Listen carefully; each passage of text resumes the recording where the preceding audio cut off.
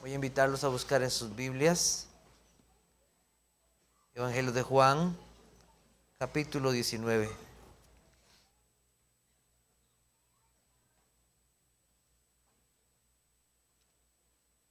Juan, capítulo 19.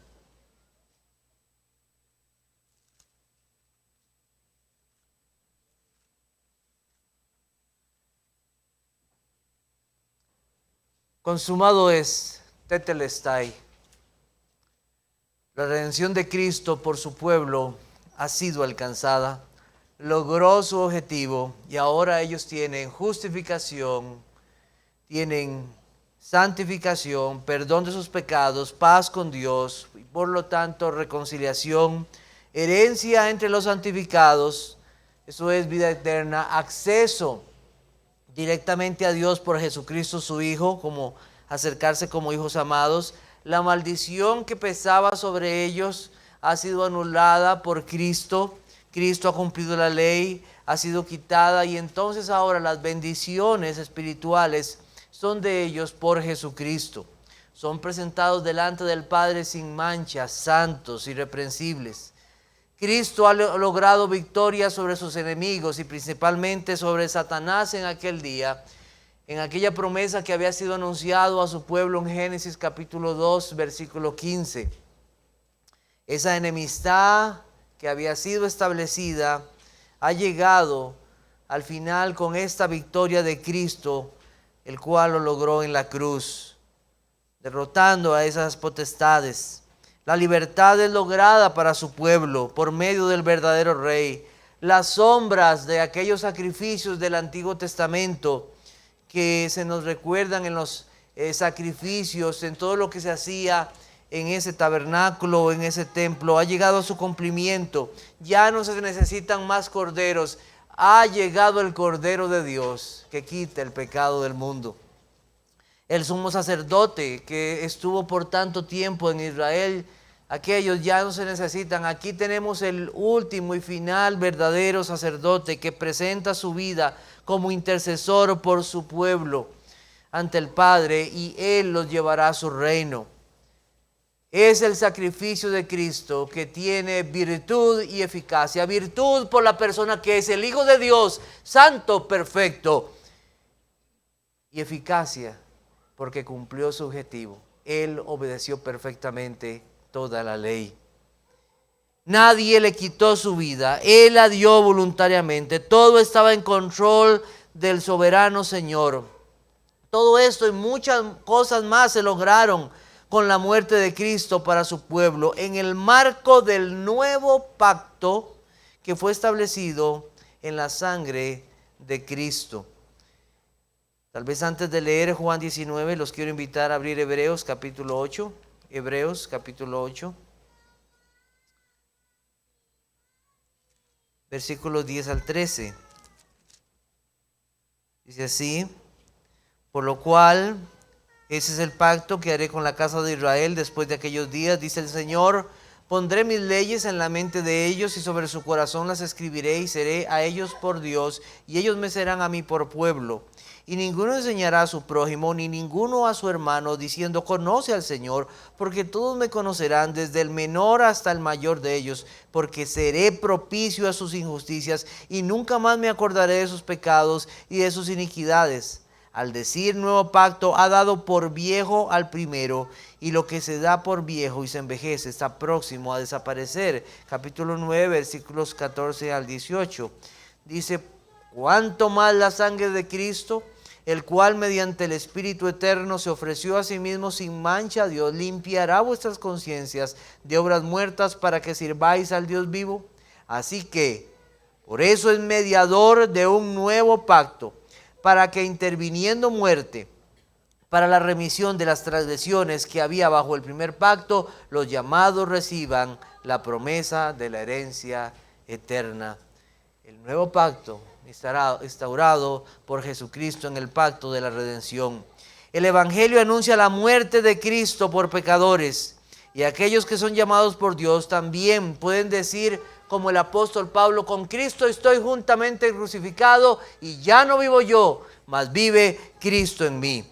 Por la fe en Jesús, en su vida y en su obra, el pecador arrepentido alcanza salvación y sellados por el Espíritu Santo ahora le pertenecen a Cristo para siempre. ¿Por quién murió Cristo? ¿Por quién se entregó?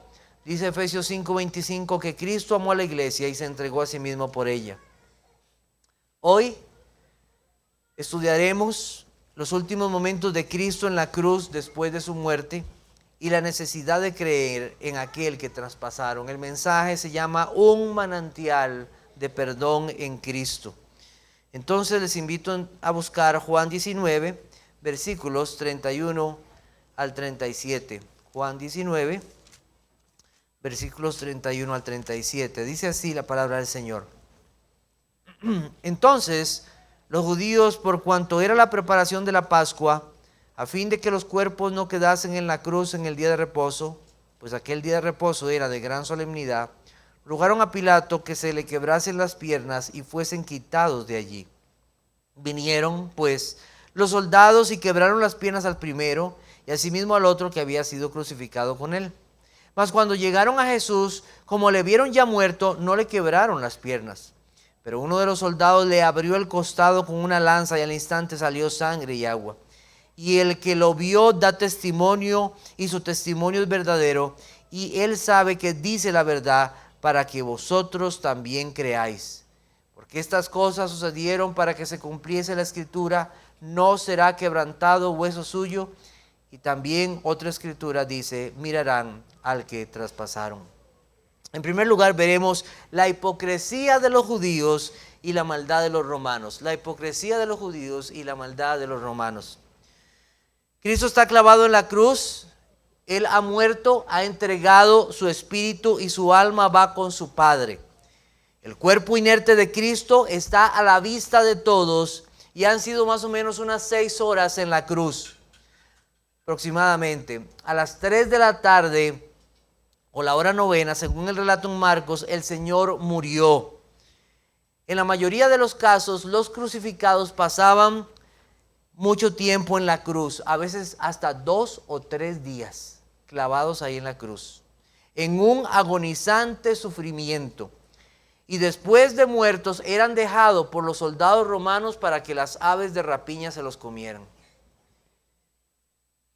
Pero en el caso del pueblo de Israel, recordemos que estamos ahí bajo el gobierno romano y ahí está el pueblo de Israel, y ellos respetaban ciertas cosas.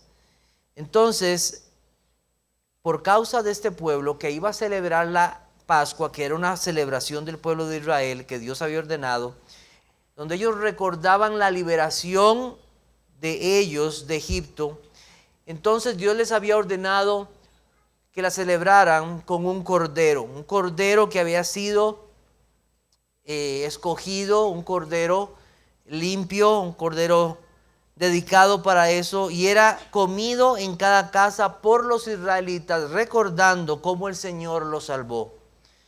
Pero como ya hemos mencionado, todos estos eran sombras del verdadero Cordero de Dios, porque la Pascua es Cristo, que ya fue crucificado por su pueblo. Ellos tenían ahí al verdadero Cordero, a la verdadera Pascua, y no lo estaban viendo. La provisión misma de Dios. Era viernes, ya los preparativos para la Pascua estaban iniciando entonces, y Cristo estaba ahí en la cruz. Los líderes religiosos entonces hacen una solicitud a Pilato para que los crucificados se les quebraran las piernas. La razón de eso vamos a buscarla en Deuteronomio capítulo 21, versículos 22 y 23. Deuteronomio 21, versículos 22 y 23. Leo para ustedes, dice, si alguno hubiere cometido algún crimen digno de muerte y los hicieses morir y lo colgaréis en un madero, no dejaréis que su cuerpo pase la noche sobre el madero. Sin falta lo enterrarás el mismo día, porque maldito por Dios es el colgado, y no contaminarás tu tierra que Jehová tu Dios te da por heredad. Qué hipocresía de los líderes religiosos. Acaban de hacer a Cristo un juicio injusto. Llevaron testigos falsos para acusar a Cristo. Entregan a Cristo a los romanos y dicen crucifícale. Un asesinato. Están matando al autor de la vida. Pero ahora parece muy bueno obedecer la ley y parecer muy justos delante de Dios. Es una hipocresía. Se va a contaminar la tierra. ¿Qué vamos a hacer? Vamos a ser culpables delante de todo el pueblo. Y no estaban viendo su culpabilidad en lo que estaban haciendo. No creyeron y rechazaron a aquel que llevó la maldición por el pueblo. Se preocupaban cosas como por la limpieza de los vasos, de los platos, la limpieza de las manos, pero sus corazones estaban llenos de podredumbre, de hipocresía y de maldad. Todo era externo, todo era externo. Podían, como dijo el Señor Jesucristo, podían colar el mosquito, pero tragarse un camello. Así eran sus vidas. La ley romana tenía por regla no permitir la sepultura de los crucificados. Para ellos era mejor que quedaran ahí en la cruz a vista de todos para que vieran el poder de Roma, la autoridad de Roma, cómo Roma castigaba a los malhechores. A ellos les servía eso. Era lo que ellos querían. Pero Dios estaba en control de todo. Aquellos mismos judíos que fueron los que solicitaron la muerte de Cristo, fueron los mismos que también solicitaron que Cristo fuera quitado de la cruz. Y así fueron siervos de Dios para que Cristo fuera sepultado, preparando el camino para la resurrección. Dios está en control. Él está usando aún a sus enemigos para llevar a cabo sus propósitos. Como veremos en el próximo mensaje, próxima semana, acerca de esto, un hombre llamado José de Arimatea solicitó el cuerpo de Cristo. Dice Marcos 15, 44 y 45, Pilato se sorprendió de que ya hubiese muerto y haciendo venir al centurión le preguntó si ya estaba muerto e informando por el centurión dio el cuerpo a José. Realmente asombró a Pilato la muerte de Cristo tan temprana porque no era normal que muriera así o los crucificados. A él le sorprendió realmente esto. ¿Y esto por qué? Porque él estaba dando su vida. Los romanos no le quitarían la vida. Dios estaba entregando su propia vida, el Hijo de Dios, por su pueblo. La solicitud de los judíos para quitar los cuerpos de los crucificados entonces tenía que darse, ¿verdad? Para que fueran enterrados. Pero los romanos no tenían entonces, como les dije, este procedimiento. Entonces, ¿qué hacían los romanos? ¿Qué hacían los romanos para acelerar la muerte de las personas? Si iban a permanecer 2 o 3 días ahí, venía la fiesta de la Pascua, no querían tener un problema con los judíos, ¿qué hacían? Entonces ellos tenían un procedimiento. El procedimiento era que el que estaba crucificado le quebraban las piernas. Ya sea con la pala con que habían hecho el hueco para la cruz, o con el propio martillo que usaron para clavar, usando los clavos, las manos y los pies de el que iba a ser crucificado, agarraban ese martillo o esa pala y quebraban las piernas, posiblemente la tibia o posiblemente los pies. Con esto lo que lograban los romanos es que la persona crucificada ya no tuviera soporte en sus pies. En ese momento todo el cuerpo del peso, todo el cuerpo del peso caía sobre los brazos, el pecho se comprimía y comenzaba esa angustia de aflicción, esa asfixia en el que la persona ya no podía poder respirar correctamente. Después de unos momentos, la persona simplemente moría, angustiada de no poder respirar. Algo terrible. O sea, no había ninguna misericordia para esos que estaban ahí crucificados. Comenzaron con los malhechores a hacer esto, a cada uno del lado de Cristo, pero cuando llegaron al Señor Jesucristo, la Biblia nos dice que Cristo ya estaba muerto. Esto no fue una casualidad. Por eso les dije, Pilato se sorprendió. Cristo estaba dando su vida, no se la quitarían. Y en segundo lugar, porque la palabra de Dios tenía que cumplirse. tenía que cumplirse. Entonces, en segundo lugar, el costado de Cristo traspasado y el cumplimiento de las Escrituras. Entonces uno de los soldados toma una decisión, con una lanza abre el costado de Cristo. Para los soldados era una forma de asegurarse de la muerte de los que estaban ahí. No solamente daban el testimonio, sí, mire, está muerto. No, tomaban un arma, en este caso una lanza, y la clavaban en el cuerpo del que estaba ahí en la cruz. Y con esto reafirmaban el acto de la muerte. Juan relata que del costado de Cristo salió sangre y agua. Debemos recordar que Cristo ya estaba muerto para ese momento. Ya Cristo estaba, no es que lo mandaron, ya Cristo estaba muerto. ¿De dónde salió esta sangre y agua? La mayoría de las opiniones y la tradición es que esta sangre y agua vino como producto de una perforación del corazón, de un atrio o ventrículo derecho distendido más que del ventrículo izquierdo con su pared más gruesa.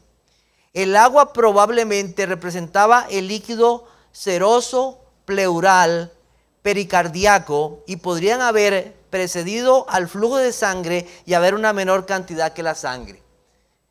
No soy médico, estoy tratando de leer bien términos médicos, ¿verdad?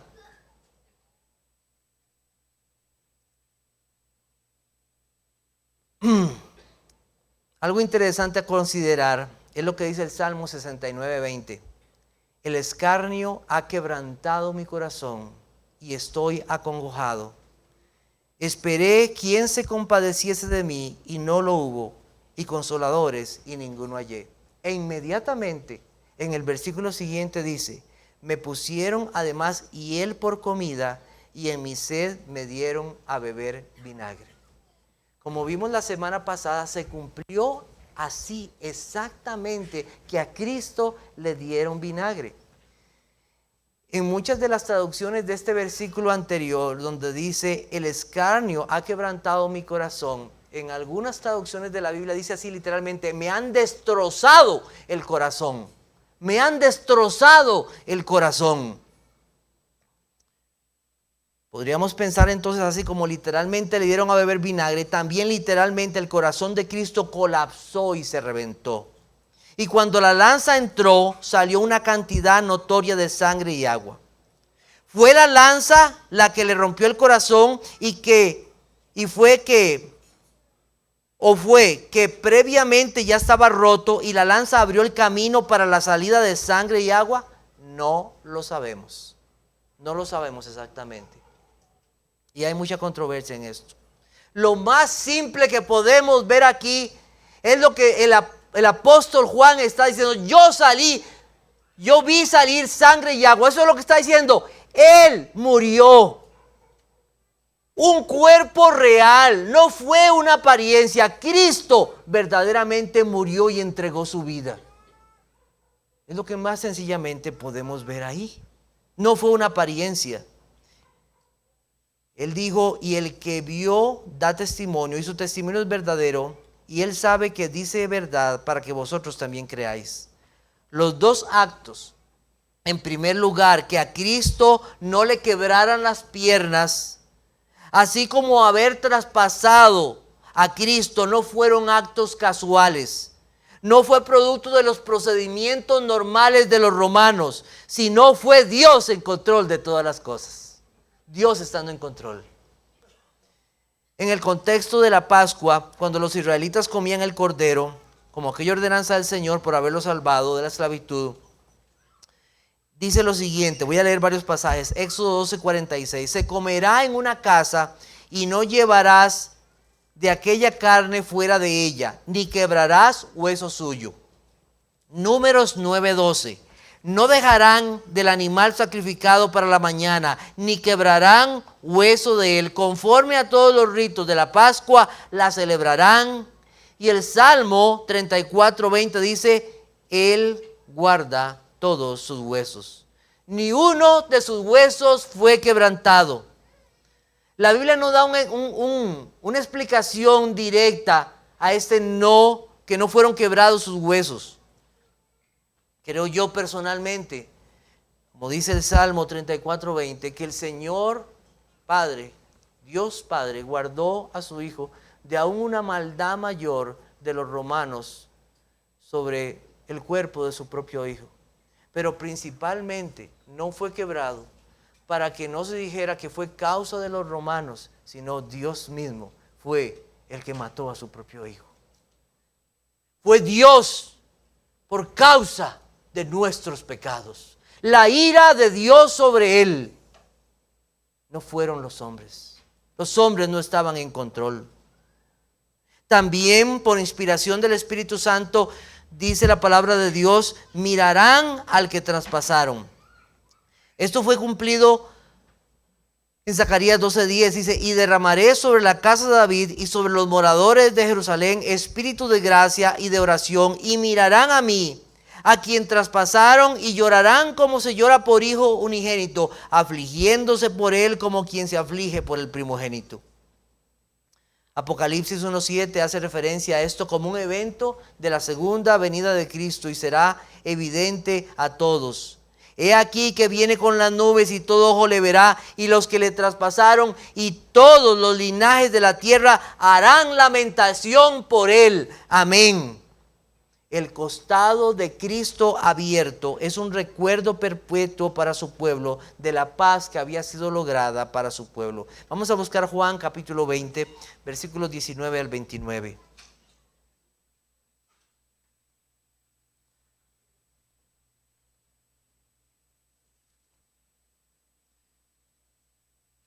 Juan 20, 19 al 29. Dice así la palabra del Señor. Cuando llegó la noche de aquel mismo día, el primero de la semana, estando las puertas cerradas en el lugar donde los discípulos estaban reunidos por medio de los judíos, vino Jesús y puesto en medio les dijo: paz a vosotros. Y cuando les hubo dicho esto, les mostró las manos y el costado, y los discípulos se regocijaron viendo al Señor. Entonces Jesús les dijo otra vez: paz a vosotros. Como me envió el Padre, así también yo os envío. Y habiendo dicho esto, sopló y les dijo: recibid el Espíritu Santo. A quienes les remitieren los pecados les son remitidos, y a quienes se los retuvieses les son retenidos. Pero Tomás, uno de los 12, llamado Dídimo, no estaba con ellos cuando Jesús vino. Le dijeron pues los otros discípulos: al Señor hemos visto. Él les dijo: si no viere en sus manos la señal de los clavos, y metiere mi dedo en el lugar de los clavos, y metiere mi mano en su costado, no creeré. 8 días después estaban otra vez sus discípulos dentro, y con ellos Tomás. Llegó Jesús, estando las puertas cerradas, y se puso en medio y les dijo: paz a vosotros. Luego dijo a Tomás: pon aquí tu dedo y mira mis manos, y acerca tu mano y métela en mi costado, y no seas incrédulo sino creyente. Entonces Tomás respondió y le dijo: Señor mío y Dios mío. Jesús le dijo: porque me has visto, Tomás, creíste. Bienaventurados los que no vieron y creyeron.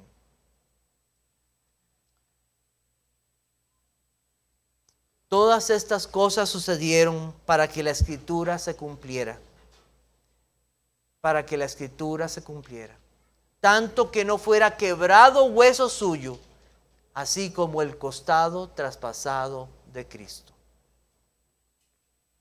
¿Qué podemos aprender de esta enseñanza, de esta lectura, de lo que hemos tenido hoy? En primer lugar, tener consuelo en medio del dolor y la maldad.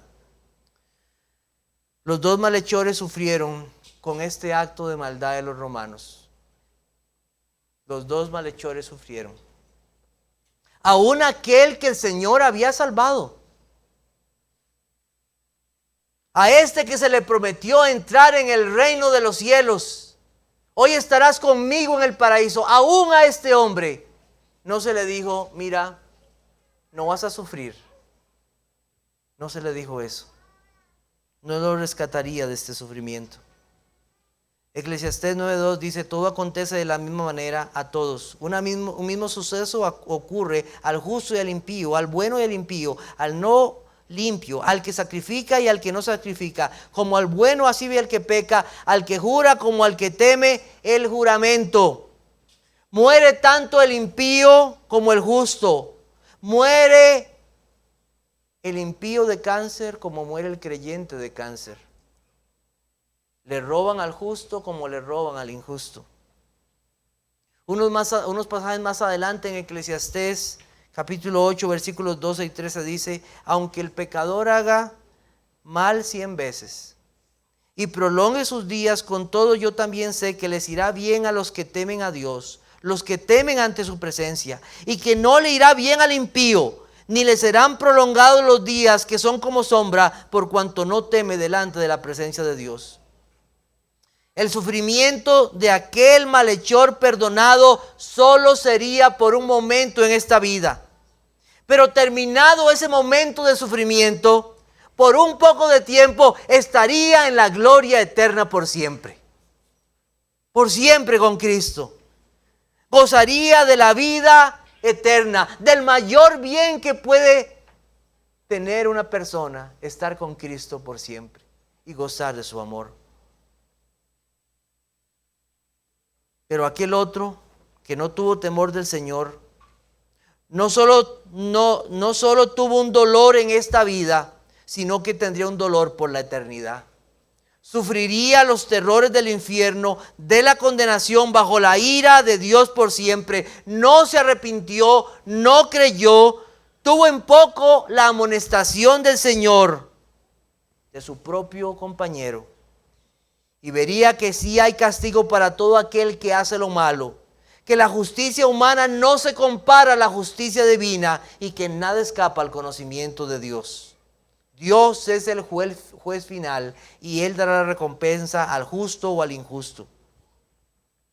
Vivir en esta vida bajo las consecuencias de un pecado es algo duro, penoso y triste. Pero para aquellos que han sido perdonados por su gracia, ahí estará el Señor. Recordemos a David. David pecó. David adulteró. David planeó un asesinato. Dios le perdonó, pero las consecuencias de su pecado se dejaron ver.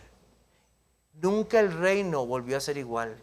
Vio como su hijo murió, pero terminó sus días honrando al Señor, aún en medio de su pecado, viviendo bajo la gracia de Dios. Otra familia, Ruth, su esposo y sus hijos, en vez de confiar en la providencia de Dios en su propio pueblo, salieron huyendo, pensando que en otro lado estaba la bendición, y más bien llegó la muerte. Ruth volvió amargada, pero Dios tuvo misericordia de ella, y leemos al final cómo esa mujer terminó alabando al Señor. Las consecuencias del pecado son terribles, sí. Y puede hacer que Dios las quite o no las quite, y tendremos que sufrir esas consecuencias. Pero hay algo para los creyentes que no tiene el impío. El creyente tiene la bienaventuranza de saber que estará un día con Cristo. Que estos dolores de esta vida nada más son temporales, que es por un poco de tiempo, pero tendrá la bendición de la gloria eterna con Cristo por siempre. Pero ¿qué de aquellos que no temen a Dios? ¿Qué de aquellos? ¿Qué de aquel otro malhechor que vio a Cristo, que no creyó? El dolor de la muerte, el sufrimiento y la condenación y la ira eterna estarán sobre él por siempre. Un accidente terrible, ser víctima de un asesinato o una muerte por enfermedad dolorosa que lleva a la muerte no salva a nadie.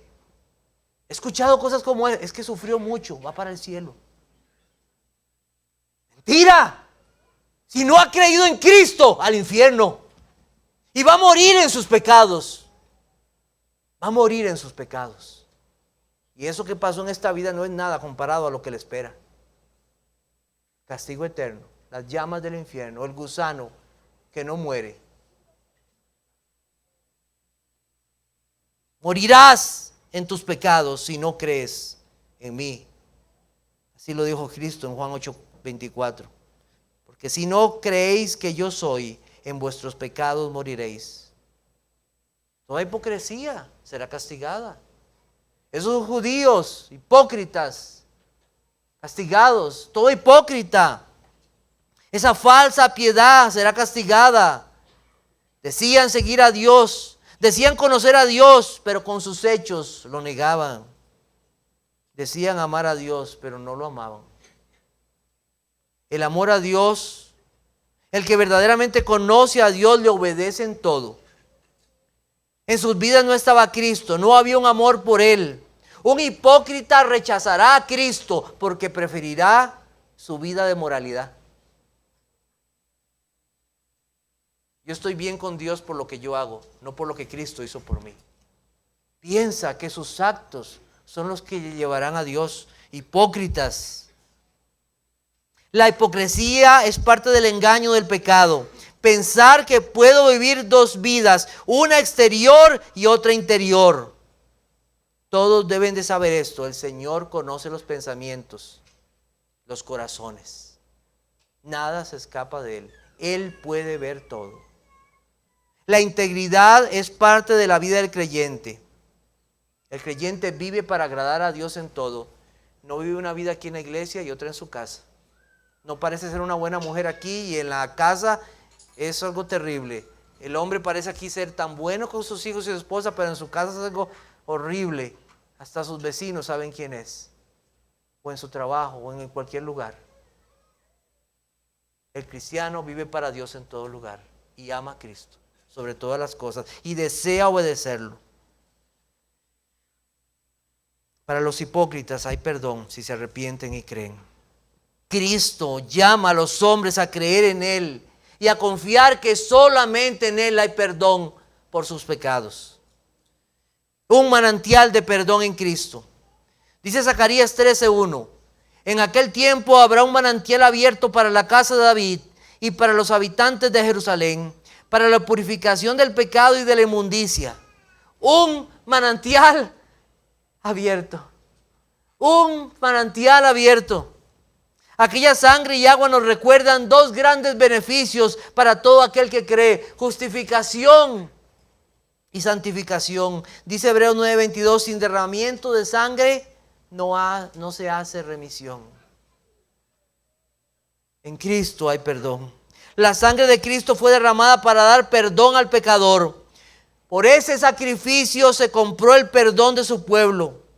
Por la sangre de su cruz, su pueblo tiene seguridad de que la culpa de sus pecados fue pagada. Fue la virtud de Cristo, su vida sin pecado. Fue aquel que por su obediencia perfecta nos da su justicia. Su sangre limpia de todo pecado, de todo pecado. Cuando se habla de la sangre de Cristo debemos de entender esto, porque hay quienes han hecho de esto cosas raras y piensan, no, cuando hablamos de la sangre de Cristo estamos hablando que Cristo entregó su vida. De eso estamos hablando, que Él entregó su vida. El apóstol Pedro llama a esa sangre preciosa, la sangre preciosa de Cristo, como de un cordero sin mancha y sin contaminación.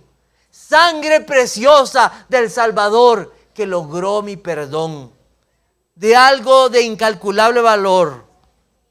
Miles de corderos, de animales eran sacrificados en Israel como sacrificio por el pecado. Miles iban y venían.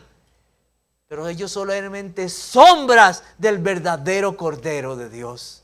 De aquella sangre que sería derramada para dar perdón a su pueblo. Esa sangre aseguró el nuevo pacto. Por ese sacrificio se aseguró a su pueblo vida y se les dio un nuevo corazón. Es el manantial de vida. Ese es el manantial de vida. Es un manantial de gracia. Es un manantial de perdón. Es un manantial que no se ha acabado. En Él sigue habiendo perdón para todo aquel que viene a Él. Si usted hoy viene a Cristo, usted va a encontrar perdón en Él. Lo va a encontrar.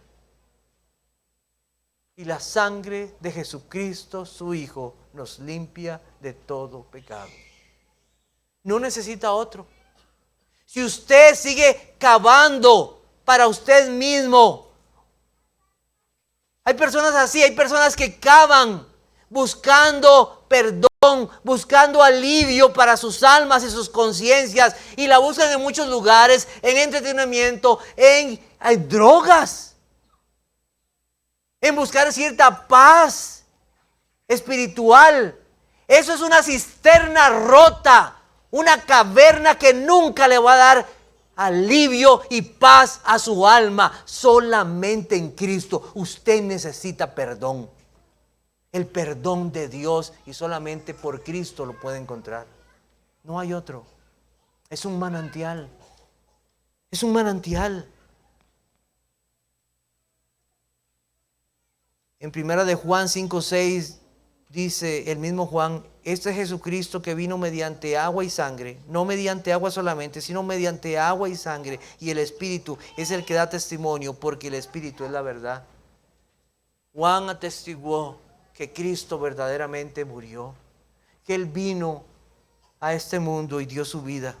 Su muerte asegura el perdón y la vida. Su sangre fue derramada una sola vez y ella es suficiente para declarar limpio a los suyos. Cristo no solamente perdona, sino que también limpia. Son santificados, son libertados del poder del pecado y de contaminación. Cuando alguno es unido a Cristo, es llamado a santificación. Es apartado para Dios. Ya no vive para el mundo. Hay un cambio moral en su vida hecho por Dios. Se les da un nuevo corazón para que amen su ley, amen sus mandamientos y sigan a Cristo por siempre. Viven para Cristo. Viven para Él. Limpio verdaderamente por Cristo, con un nuevo corazón. Se rompe toda práctica con el pecado para vivir para Él. Tito 2:14 dice: quien se dio a sí mismo por nosotros para redimirnos de toda iniquidad y purificar para sí un pueblo propio, celoso de buenas obras. Es de Cristo, pertenece a Cristo, es limpiado por Él. Ya no le pertenece al mundo, no le pertenece al diablo. Ya no es más esclavo del pecado, ahora vive para el Señor. Apocalipsis 1:5: y de Jesucristo el testigo fiel, el primogénito de los muertos, el soberano de los reyes de la tierra, al que nos amó y nos lavó de nuestros pecados con su sangre. Nos lavó. Usted tiene que creer la Biblia. Juan una y otra vez señala: estas cosas están escritas para que usted crea. Yo soy un hombre débil. Trato de hablar aquí las palabras de Dios, pero puedo fallar. Pero la palabra de Dios nunca fallará. Ella es la verdad. Está escrito que Él limpia. ¿Cuántos hay que dicen: mire, es que yo tengo que cambiar ciertas cosas en mi vida para poder llegar al Señor porque yo he andado muy mal? Usted es un incrédulo. No crea a Dios, vaya a Cristo, Él es el que limpia. Usted no se va a poder limpiar, Cristo le limpia. Esa es la promesa. Hay perdón y hay limpieza en Él. En Apocalipsis 5:9 dice: y cantaban un nuevo cántico y diciendo: digno eres de tomar el libro y de abrir sus sellos, porque tú fuiste inmolado y con tu sangre nos has redimido para Dios de todo linaje, lengua, pueblo y nación. Un día habrá miles, millones en los cielos cantando esto y hablando de esta verdad que disfrutaron en esta vida. Fuimos limpios y hoy somos limpios. Fuimos redimidos y hoy estamos redimidos. Se cantará. ¿Usted cree que van a cantar acerca de los grandes logros? ¿Van a cantar de la inteligencia artificial? ¿Van a cantar de las grandes obras que hicieron, o de las matemáticas, o de las ciencias, o de tantas cosas que se han hecho en esta vida? No, todos se van a gloriar en una cosa: en que hoy somos redimidos y estamos con el Cordero. Determina todas las cosas. Determina todas las cosas. Y las determinará.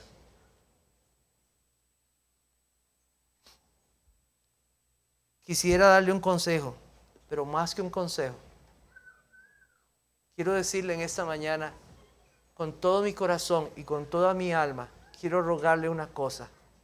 Mire a Cristo. Mire al que traspasaron. Mire con fe a Jesucristo. Mire a aquel que murió en la cruz. Y no deje de mirarlo. Ese es el testimonio verdadero. La Biblia lo atestigua para que usted crea. Mire hoy con fe a Cristo para el perdón de sus pecados. Confíe en la sangre que limpia todo pecado. Confíe en aquel que perdona y cubre su maldad. Y descanse solo en Cristo para su salvación. Solo en Él. Dice Romanos 5:9, pues mucho más estando ya justificados en su sangre, por Él seremos salvos de la ira. Hay justificación para todo aquel que ha confiado en Cristo. Es declarado sin culpa delante de Dios. Para todo aquel que no se ha arrepentido, para todo aquel que no ha creído en Cristo, quiero decirle que usted está en sus pecados. Está en sus pecados. Y que la ira de Dios lo va a alcanzar.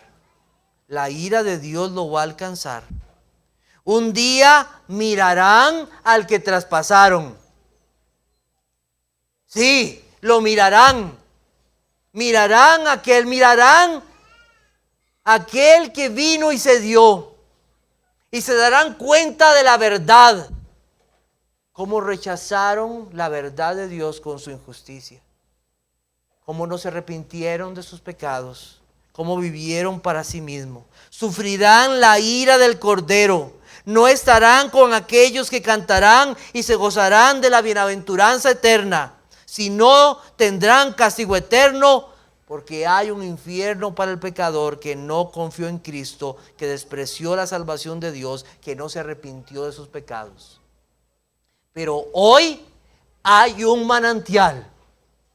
Hay un manantial de vida, un manantial de perdón para el pecador que viene a Cristo, justicia y limpieza por medio de la fe en la sangre de Cristo, que le asegura hoy vida eterna. La vida eterna que solamente Dios puede dar en su Hijo. Señor, bendiga su palabra. Amén. Señor, te damos gracias. Te damos gracias, Señor, en esta mañana por habernos traído una vez más acá a escuchar tu palabra. Hay un manantial de vida, un manantial de perdón para aquel que viene a ti. Que viene a ti arrepentido, confesando sus pecados. Gracias, Señor, por esa vida, por ese perdón, por esa limpieza, por esa justicia que solo está en tu Hijo. Un día tu pueblo cantará y seguirá cantando por la eternidad de esto, porque fue la preciosa sangre de tu Hijo. Cuánto gozo y cuánta alabanza debe salir una y otra vez de nuestras vidas por aquel que se entregó por su pueblo. Te doy gracias, Señor, porque nos dejaste tu palabra. Todo, Señor, se cumplió y todo se cumplirá. Gracias, Señor, porque un día nos hiciste mirar con fe a tu Hijo Jesucristo y nos llevaste a la comunión con Él.